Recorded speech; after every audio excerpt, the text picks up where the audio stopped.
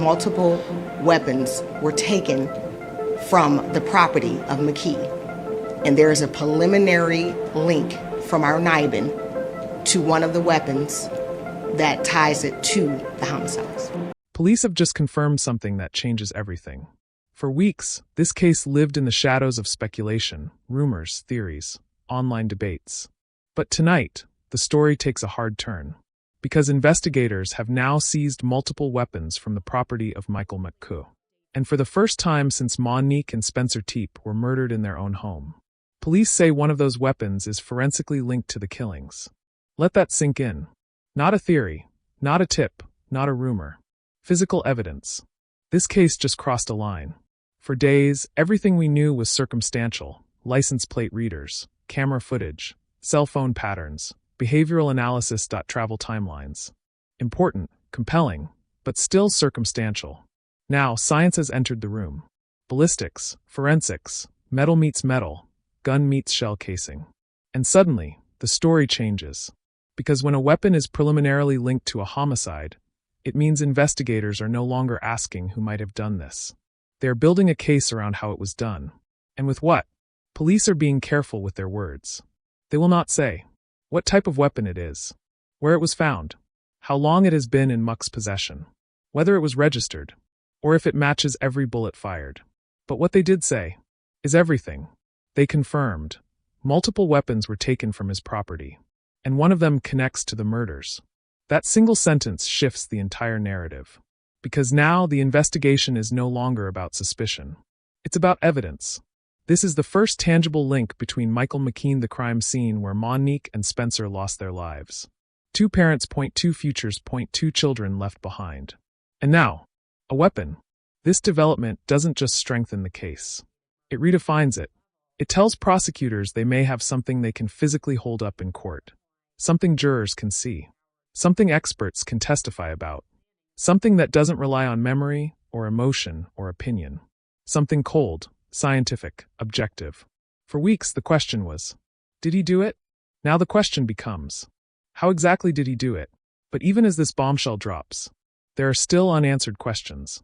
Because while police move forward, Michael McCoo is still sitting in a jail cell in Illinois. Extradition was supposed to happen quickly. It didn't. Transport has been delayed. No timeline. No confirmation, just waiting. And behind the scenes, a document sits sealed. A probable cause affidavit. Locked away. Out of public view. Inside that document, every detail investigators don't want you to see yet. Phone data, camera timestamps. Travel patterns. Witness statements, forensic findings. That affidavit could explain how police zeroed in on McCoo, what evidence they already had, what led to his arrest, and how long they've been watching him. But for now, it remains sealed, and investigators are staying silent. They won't say where the weapon was found, whether it was hidden, whether it was cleaned, whether it was recently used, or whether it matches every shot fired. They are protecting something, and when law enforcement goes quiet, it usually means they're building. Carefully, deliberately, brick by brick. This isn't the loud phase of the investigation. This is the quiet phase. The dangerous phase. The phase where prosecutors sharpen their knives. Still an active and ongoing investigation. Detectives are still going through evidence, tips, and videos. We can't speak to all the specific details related to this case, so we don't want to jeopardize the ultimate goal of conviction. But what we can say, this was a targeted attack. This was a domestic violence related attack. As we know, McKee is the ex-husband of Monique Tepe. We can say that we have the suspect's vehicle on neighborhood video surveillance arriving just before the murders and leaving shortly after. Detectives were able to link this vehicle to McKee. The vehicle was located in Rockford, Illinois, and evidence was found that showed McKee in possession of the vehicle before and after the homicides. We can also say that multiple weapons were taken from the property of McKee. And there is a preliminary link from our NIBIN to one of the weapons that ties it to the homicides. The chief says she can't give us any specifics, meaning what type of weapon, how many, or where exactly they were found. She couldn't give us answers about a motive either. At this time, we cannot comment on the motive. Again, part of the investigation. Where defense attorneys start preparing their counterpunch, where mistakes are no longer allowed. Because now, the case is real. Not viral, not trending, not speculative. Real. A man is charged. A weapon is linked. And 2 lives are already gone. So the question becomes, what else are they holding back? What else is buried in that sealed affidavit? What digital trail haven't they revealed? What footage haven't we seen? What phone data haven't they shown? What mistakes did they already catch? Because make no mistake, you don't announce a weapon link unless you're confident. And police aren't done talking. They're just not talking yet. Before we delve into this story, take a quick second to like this video and subscribe to the channel. It really helps the channel grow, and it ensures you never miss any real-time updates as this case continues to unfold. As the shock of the weapon discovery ripples through the public, authorities begin laying out what they are finally willing to confirm. Not speculation, not leaked tips, not online theories. Official statements. And they are chilling. Michael McCoy now faces 2 counts of aggravated murder. Not simple murder, not manslaughter, not a heat-of-the-moment crime. Aggravated, premeditated. In Ohio, that is the highest homicide charge possible. We believe at this point we have the person responsible for the murders of Monique and Spencer Tepe in custody, and that person is Michael McKee. It means prosecutors believe this was not spontaneous. This was not emotional. This was not accidental. This was planned, carefully, deliberately, over time. Police are now publicly calling these a targeted attack. Not random, not opportunistic, not a burglary gone wrong. Targeted. They also confirm something even more disturbing. This was domestic violence related. Those words matter. Because they tell us this wasn't about money, it wasn't about robbery, it wasn't about chance. It was personal. Deeply personal. The victims were chosen. And investigators say they know why. Michael McCoy was Monique's ex-husband. And police believe he crossed state lines with one goal in mind. To find her. And kill her. But Monique wasn't alone. Spencer was there too. Her husband, her partner, the father of her children.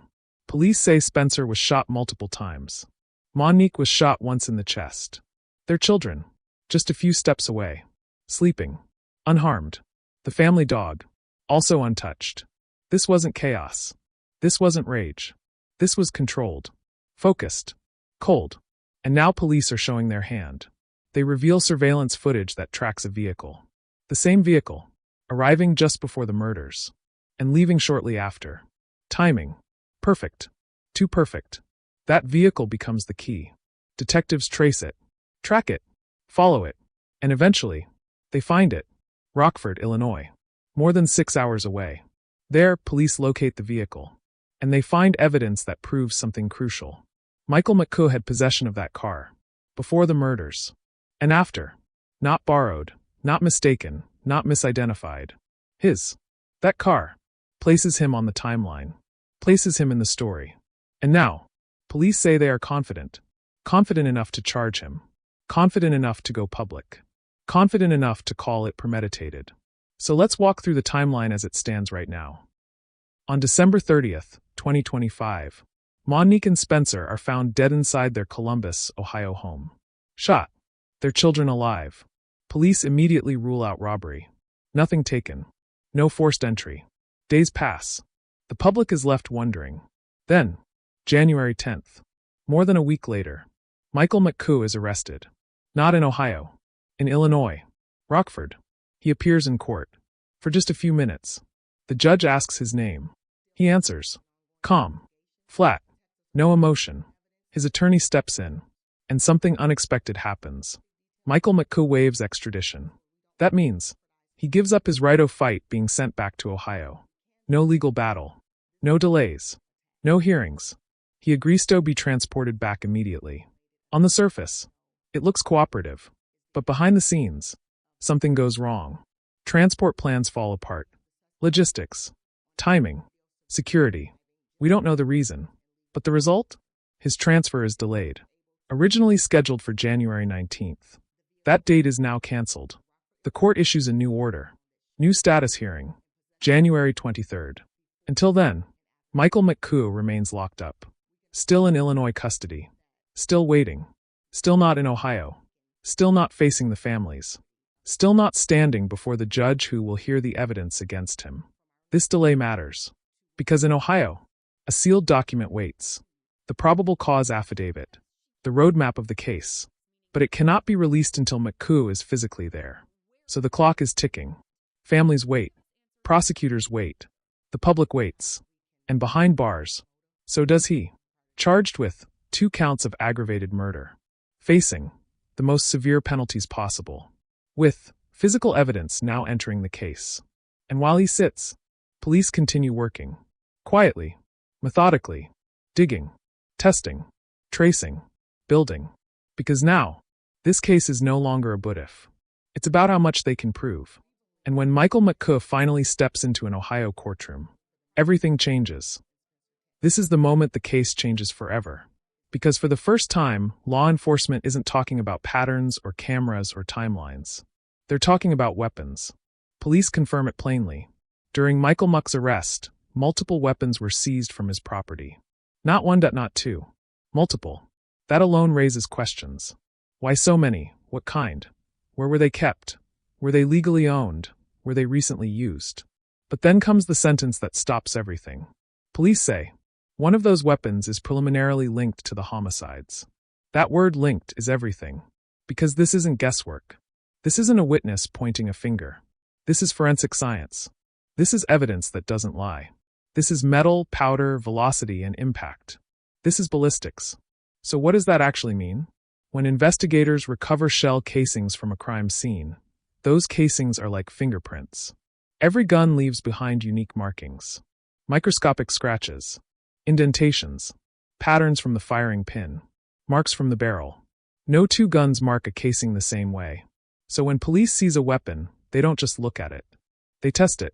They fire it in a controlled environment. They collect new shell casings. Then they put them under a microscope.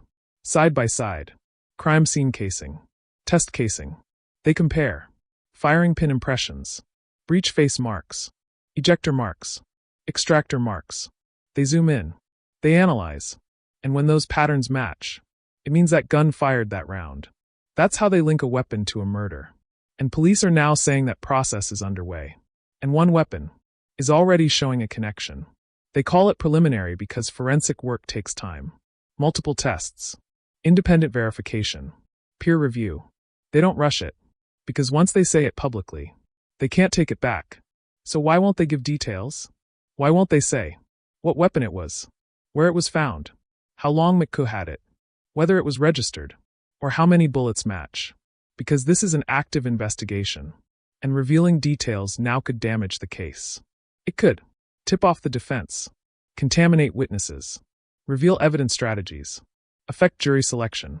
Prosecutors are playing chess, not checkers. Every move matters.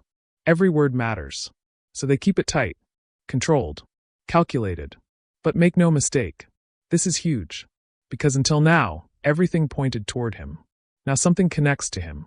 Physically, scientifically, irrefutably. This weapon discovery changes everything. Before, circumstantial evidence, behavioral patterns, surveillance footage, digital trails, strong. But now, they have something they can hold. Something they can show a jury. Something experts can testify about. Something the defense can't just explain away. A match. This strengthens the prosecution's case in a way nothing else could. It transforms suspicion into substance. It moves the story from what might have happened to what the evidence shows. But there are still massive unknowns. Police haven't told us what type of weapon it was. Was it a handgun? A revolver? A semi-automatic? Was it the only weapon used? Or one of several? We don't know where it was found. In a safe? In a drawer? In a car? Hidden? Buried? Cleaned? We don't know when it was purchased. Recently? Years ago? Legally? Privately? Out of state? We don't know. If it was reported stolen. If it was modified. If it was wiped clean. If DNA was found on it. If fingerprints remain. Those answers exist. Police have them. But we don't. Yet. And that silence? That's strategic. because every detail they release becomes ammunition for the defense. So for now, they hold it close. But think about what this means. If that weapon truly matches, then someone brought it to that house. Someone pulled the trigger. Someone walked out while 2 people bled inside. Someone left children sleeping. Someone drove away. And now, that weapon is in police custody. Which means, they didn't get rid of it. They didn't destroy it. They didn't melt it down. They kept it. That alone could become critical.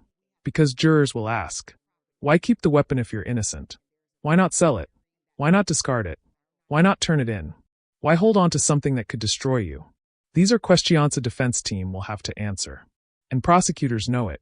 This is the kind of evidence that turns a case into a conviction.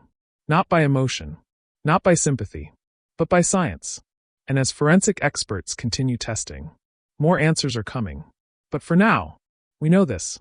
Police have a weapon. That weapon speaks. And it's telling a story. While the weapon discovery adds a physical anchor to this case, the digital trail tells a story just as chilling.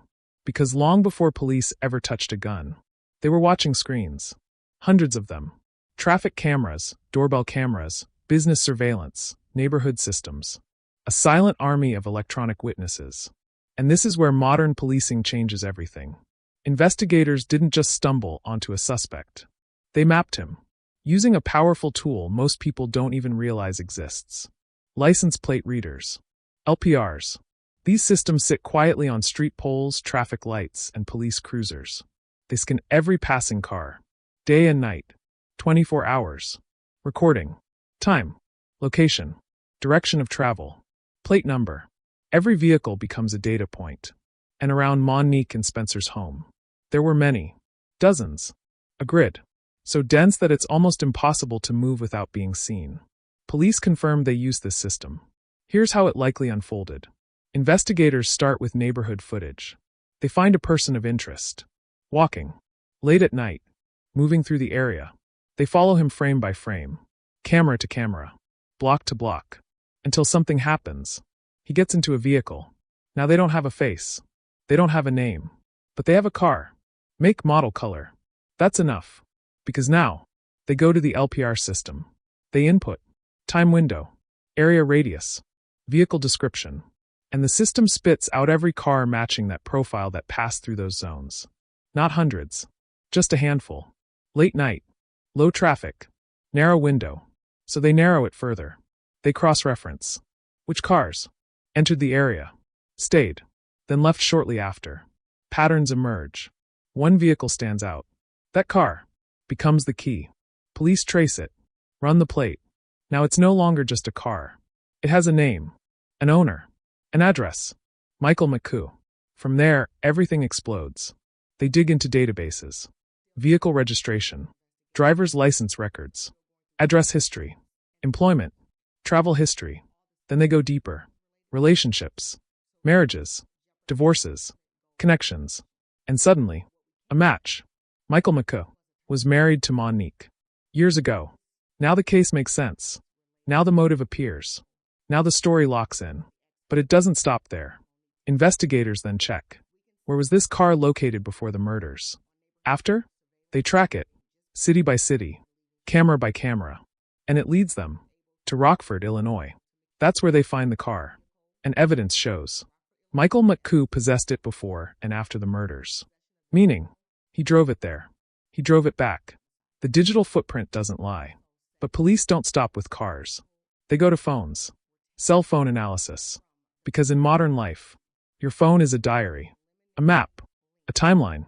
Every ping, every tower connection, every data packet leaves a trail. Columbus alone has dozens of cell towers. AT&T.Verizon.T-Mobile. Police analyze tower data.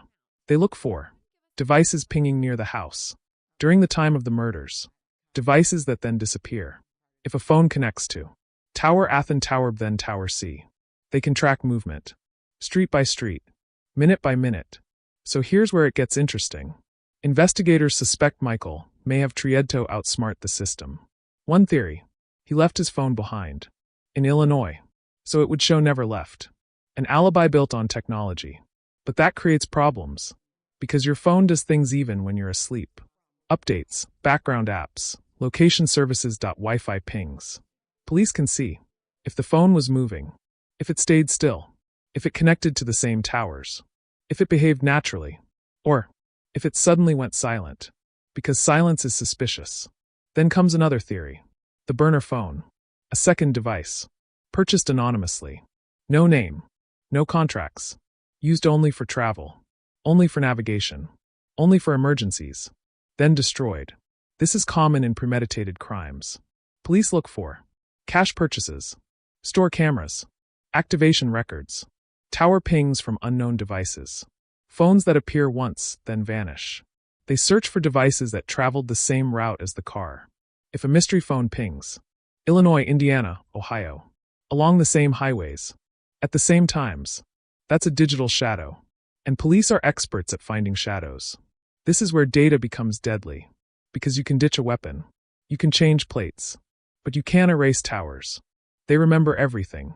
And if Michael, though, outsmarted the system, he may have underestimated how deeply the system watches.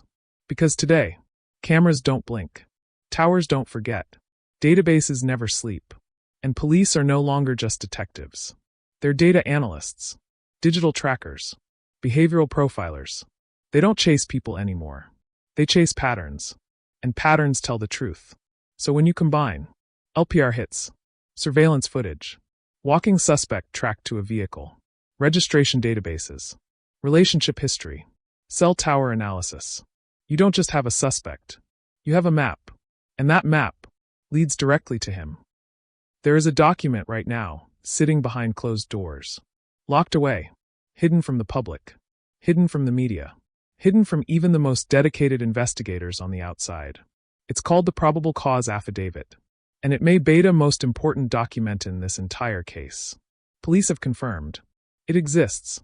It has been written. It has been filed. But it remains sealed. Why? Because Michael McKee's still not in Ohio.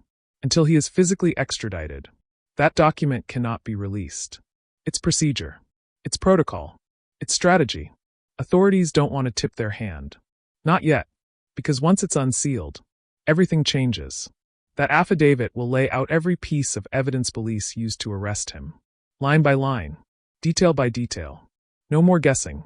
No more speculation. Just facts. Cold. Precise. Damning. Inside that document is likely a roadmap of the crime. And here's what it may contain. Phone data. Every ping. Every tower. Every connection. Investigators will show where his phone was, when it moved, when it stopped, when it went dark. They'll map Illinois, Indiana, Ohio, minute by minute. If he left his phone behind, they'll explain why. If he used another device, they'll show it, because phones leave trails even when we think they don't. Then comes camera timestamps. Not just neighborhood cameras, not just doorbells, but traffic cams, business surveillance, highway systems. They'll show a car entering, a car leaving, times that match, routes that align, frame by frame, timestamp by timestamp, a visual timeline, a digital alibi, or a digital trap.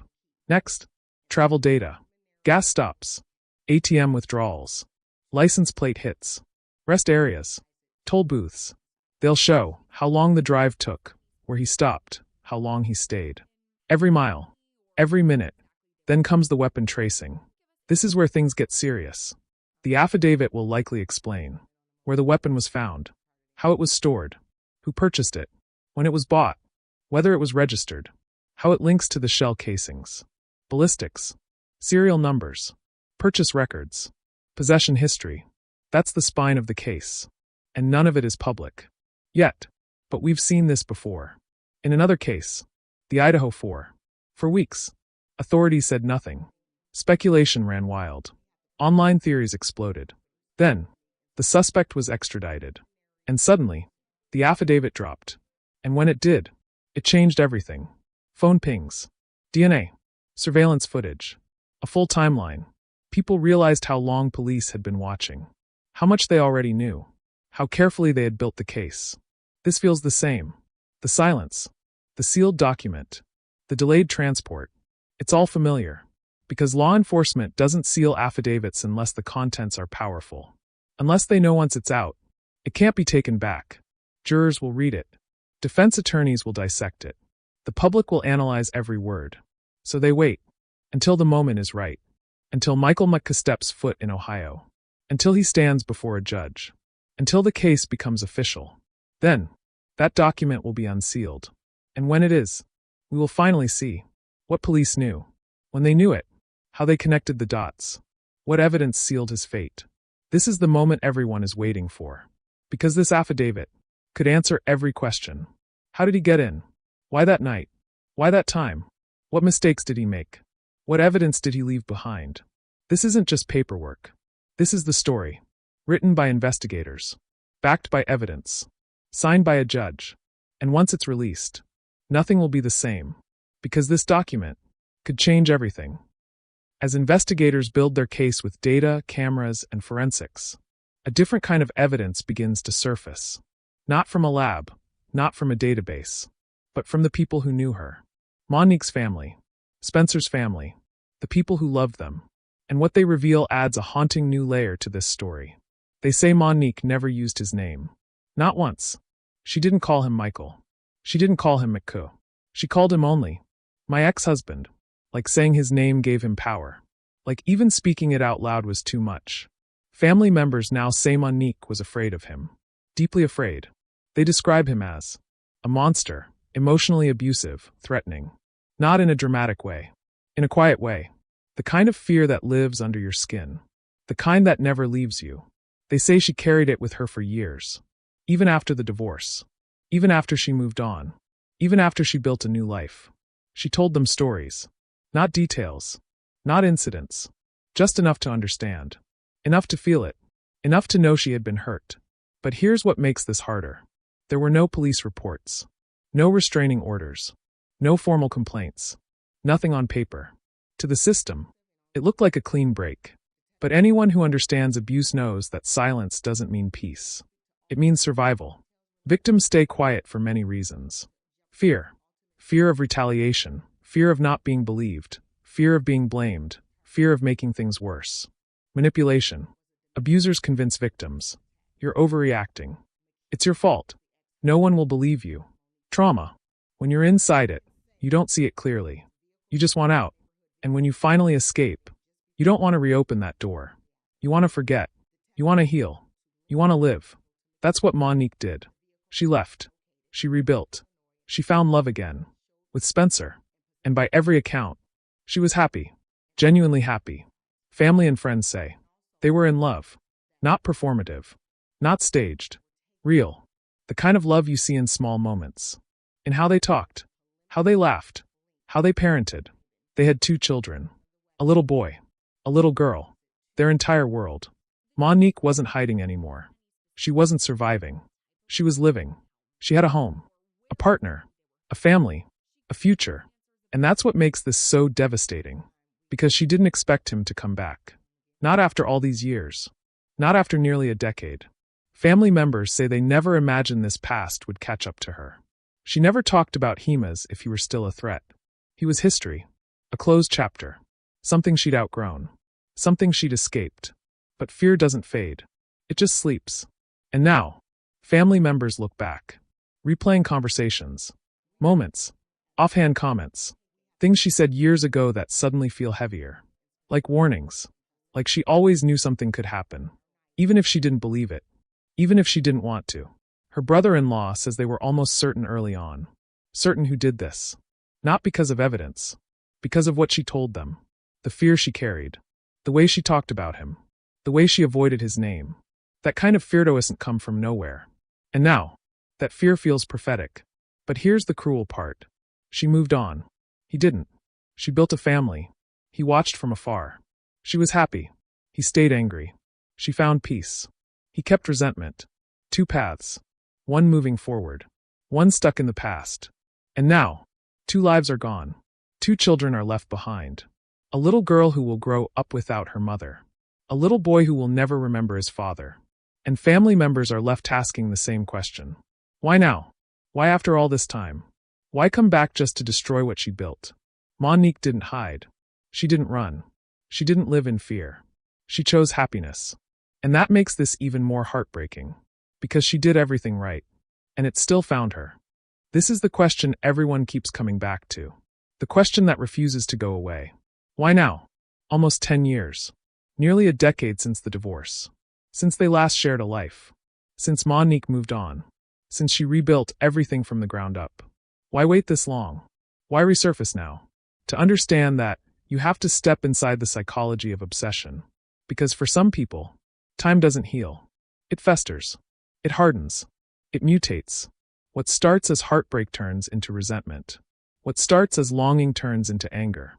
And eventually, it becomes entitlement, control, the belief that someone still belongs to you. Even after they leave. Even after they remarry. Even after they build a family. Some people don't see divorce as an ending. They see it as betrayal. And betrayal demands punishment. Family members say Monique feared him. That fear doesn't come from nowhere. It comes from patterns, words, behavior. Control doesn't always show Upas bruises. Sometimes it's monitoring, threats, emotional manipulation, isolation, guilt. A slow erosion of self. And when someone loses control, they don't always let go. They tighten their grip. From a distance. Through social media. Through mutual contacts. Through imagination. Watching. Waiting. So what changed? Why now? Look at his life. Michael McCoo. A surgeon. Highly educated. Disciplined. Methodical. Someone used to control. Used to precision. Used to power. He had status. Money. A career people admire. He even bought a penthouse in Chicago. A luxury property. On the outside, it looked like he won. But success doesn't erase resentment. Sometimes it makes it worse. Because no matter what he achieved, she wasn't there. She chose someone else. She chose a different life. And that's a wound some egos never recover from. Then there's the lawsuit. A medical malpractice case. A patient claimed she was responsible for a serious injury. 8 inches of a medical tool left inside their body. A lawsuit that follows him. Haunts him. Process servers tried to serve him. 9 times. 10 times. He vanished. Didn't answer the door. Disappeared. Gave fake addresses. Fake numbers. In today's world, that's hard to do. But he did it. And that matters. Because it shows a pattern. A willingness to hide. To evade. To disappear when consequences appear. Then suddenly, he reappears in Illinois. New state. New job. New identity. Same man. That's not random. That's strategic. A pattern emerges. Move, reset, start over. But something never resets. Anger. Resentment. Obsession. He could change cities. Change jobs. Change states. But he couldn't change the past. And then, Monique posts. Family photos. Smiling. Children. Holidays. Life. Every picture a reminder. She's happy. She moved on. She doesn't need you. That's unbearable for someone who needs control. So what are the theories? Obsession. He never let her go. He watched from a distance. Tracked her life through social media. Friends. Public posts. Resentment. She left him. She filed for divorce. She built a better life. In his mind, she took something from him. Control. He once had her. Now he didn't. And some people would rather destroy than accept loss. It's not love. It's possession. Control disguised as emotion. So maybe, he waited. Waited until she felt safe. Until she relaxed. Until her guard dropped. Until she believed the past was buried. Then, he acted. That's what makes this so terrifying. The patience. The planning. The ability to wait years for a moment. That's not impulse. That's intention. And look at his history. Disappearing from lawsuits. Changing states. Avoiding service. Reinventing himself. He already knew how to hide. How to vanish. How to leave no trace. Those skills don't develop overnight. They're practiced. Refined. And when police say this was premeditated, this is what they mean. Not just the drive. Not just the timing. But the mindset. The years of buildup. The quiet obsession. The long memory. So the question isn't why now. The real question is, why did it take this long? What finally pushed him? What finally snapped? Was it her happiness? Was it his failures? Was it losing control for the last time? We may never fully know. But one thing is clear. This wasn't sudden. This wasn't random. This was something that lived inside him for years. Growing. Waiting. And when it finally came out, 2 people paid the price. No matter how carefully someone plans a crime, they always leave something behind. A footprint, a shadow, a mistake, because no one is smarter than the system forever. And investigators are now piecing together every slip Michael McCoy may have made. The first mistake? The vehicle. He drove it. To the scene. Away from the scene. Through a city saturated with cameras. License plate readers caught him. Neighborhood surveillance caught him. Business cameras caught him. A single decision, to drive his own car, may become one of the most damaging errors. Because cars tell stories. Where they've been, when they moved, how long they stopped. Police don't just see a vehicle. They see a timeline. And that timeline doesn't lie. Then came the second mistake. The weapons. He didn't get rid of them. He didn't melt them down. He didn't toss them in a river. He kept them. Multiple weapons. On his own property. And now, one is linked to the murders. That's not just evidence. That's devastating. Because prosecutors can ask, why keep it? Why not destroy it? Why not sell it? Why hold on to the one thing that could end your freedom? That decision alone raises questions no defense wants to answer. Then there's the environment. Surveillance density. This wasn't a rural road. This wasn't a backwoods town. This was an urban area. Cameras everywhere. Doorbells, businesses, traffic poles, apartment complexes. Investigators counted dozens within blocks of the house. So even if he though was invisible, he wasn't. Someone always sees something. A silhouette. A shadow. A movement. And police only need one angle. One frame. One timestamp. To start unraveling everything. But the digital footprint may be even worse. Because people don't realize how loud their online lives are. Every search. Every click. Every video watched. Every purchase. It all leaves a trail. Investigators could be looking at YouTube history. Did he search? How to bypass alarms? How to pick smart locks? How to avoid cameras? Those searches don't disappear. Even if you delete them. Servers remember. Then IP tracking. Where were those searches made? From which city? Which Wi-Fi network? Which device? If he watched certain videos while physically near Columbus, that's evidence. If he researched routes from Illinois to Ohio, that's evidence. Then purchases. Online orders. Amazon. eBay. Hardware stores. Did he buy tools, gloves, weapons, burner phones, gas cans, lockpicking kits? Every transaction has a timestamp, a shipping address, a payment method, and even cash purchases of cameras, receipts, surveillance. Nothing is invisible anymore. Killers often believe the thought of everything. But that's where they fail. Overconfidence. The belief, I'm smarter than everyone. I planned this perfectly. I left no trace. That mindset is dangerous. Because it creates blind spots. They forget. Cameras exist everywhere. Phones track movement. Data is permanent. Witnesses remember. And the smallest details become the biggest evidence. A shoe print. A fiber. A forgotten receipt. A search history. A toll booth. A camera reflection. A license plate. One tiny thing can collapse everything. Investigators don't need a confession. They need patterns, timelines, connections. And now they have a vehicle, a weapon, surveillance, digital trails. Each piece alone is strong. Together, they're overwhelming. This is how killers fall. Not because they weren't careful, but because they were too confident. They thought, no one will notice. No one will connect it. No one will find me. But someone always does. And now, every move Michael McCoy made is being replayed. Frame by frame. Click by click. Purchase by purchase. Mistake by mistake. Because the truth is simple. You can plan a crime. But you can't plan everything. And the smallest oversight can destroy the biggest plan. Hashtag 0.5 hashtag. Now, the case stands on the edge of its next major chapter. Everything hinges on one moment. Extradition. Michael McCoy is still in Illinois custody. Waiting. Under guard. The paperwork is moving. The logistics are being arranged. Whether he is transported by plane or driven by law enforcement, it's only a matter of time. Once he arrives in Ohio, the real legal battle begins. He will face arraignment. This is where charges are formally read. Rights are explained. Pleas are entered. Bail is addressed. This will be the first time he stands in the same state where Monique and Spencer were killed. The same jurisdiction. The same system. the same courtroom that will decide his fate. And then, the moment everyone is waiting for, the unsealing of the affidavit. That document will finally become public. And when it does, we will see exactly what police know, how they built this case, what evidence sealed his arrest, what mistakes he made. This won't be a rumor dump.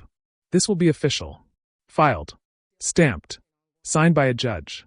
We will likely see evidence disclosures, phone records, call logs, app usage, location pings, deleted data, surveillance footage, entry, exit, timestamps, movement, ballistics reports, weapon match, shell casing analysis, expert conclusions. And that may not be all. Police could seek search warrants for homes, storage units, digital devices, cloud accounts. They may perform phone dumps, extracting deleted messages, GPS history, browser searches, app data, Wi-Fi connections, financial records, bank transactions, cash withdrawals, purchases, gas receipts, hotel stays. They will map money movement motivation. And once discovery begins, the defense will get access to. They will challenge evidence handling, forensic accuracy, timeline gaps, witness credibility. This case will become a war. Prosecution versus defense. Experts versus experts. Data versus doubt. And every new filing will bring new revelations. This story is far from over. We are only at the beginning of the courtroom phase. Hashtag 0.5 hashtag. But before the lawyers argue, before the judges rule, before verdicts are decided, there are two small lives caught in the middle of all this. A little girl, a little boy, who went to sleep one night with two parents, and woke up with none. They will grow up with photos, stories, memories told by others, but they will never hear their parents' voices again, never feel their hugs, never see them grow old. That loss can never be undone. Their families now carry a different burden. Grief, anger, unanswered questions, and one goal. Justice, not revenge. Justice. For Monique. For Spencer. For the children who deserve answers. But we must remember, in the eyes of the law, Michael McCoo is presumed innocent until proven guilty. That matters. Every case must be tested. Every piece of evidence examined. Every claim challenged. Because justice only matters when it is fair. When it is thorough. When it is proven. And that brings us to the moment ahead. Because when that affidavit is finally unsealed, when the evidence is laid bare, when the details come out, everything will change. We will see what police saw. We will learn what they found. And the truth will finally surface. If you want to stay updated as this case unfolds, make sure you like this video, subscribe to the channel, turn on notifications, because we will cover every single update in real time.